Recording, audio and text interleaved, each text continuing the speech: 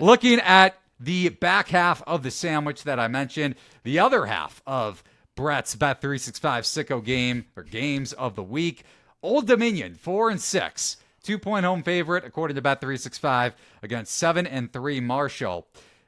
How are you betting this game, Brett?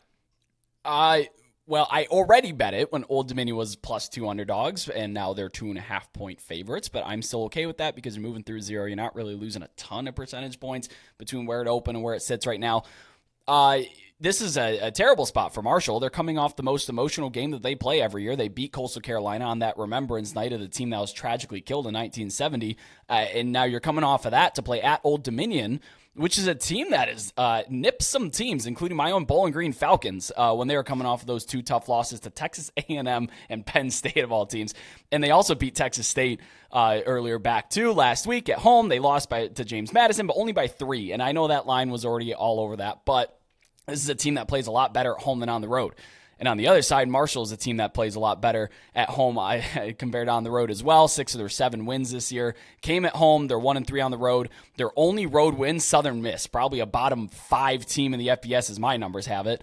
They're pretty terrible. But, I think some people are a little bit nervous, especially where this line opened at, that, well, their starting quarterback, Grant Wilson's not playing. They're missing their All-American linebacker and Jason Henderson.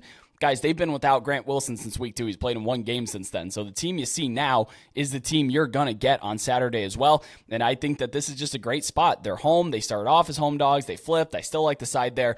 And at 4-6, this is the kicker here at this time of year. I love finding these kind of spots. At 4-6, they are 1 loss away from being eliminated from the bowl season. And look, at Old Dominion, your success is measured by bowl appearances. We're not competing for championships in Norfolk, Virginia there.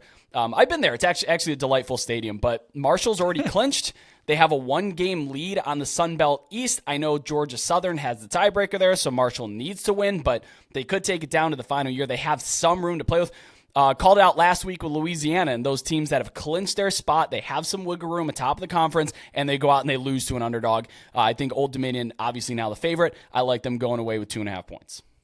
Yeah, I mean, just back to your point about pretty good situational spot for Old Dominion. Similar, not necessarily the same case with Colorado, Kansas, but situational spots tend to be profitable long-term when teams like Old Dominion, teams like Kansas outperform the market's expectations when maybe the market is still undervaluing a team like the Jayhawks by a touch. I'm not saying the market hasn't adjusted. This point spread would definitely be higher between the Jayhawks and the Buffs if Kansas didn't upset BYU last week. But similar deal. The market has adjusted on Old Dominion, but maybe there's still a little bit of wiggle room with the line being under the key number of 3 and so much to play for that side. Kevin, can we make it another game where we're going 3 for 3 on the once home dog, now favored Old Dominion?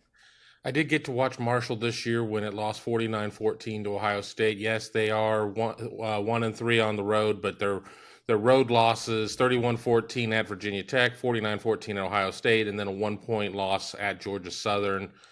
Something, as I was kind of looking, this was not a game that I had on my radar until our pre-show meeting. Marshall's 8-1-1 in its last 10 against the spread, but obviously it is a dog now at this point, so it could still stay in the right number and lose this game.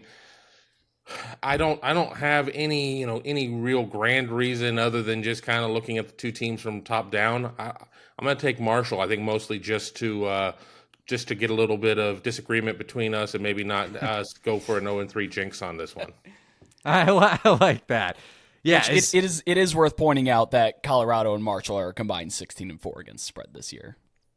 But generally speaking, that's when you want to fade a team, when they're at the peak of their market ratings. So, Kevin, I hope one of us will be right, to your point. So at least the show will get a correct pick on this game.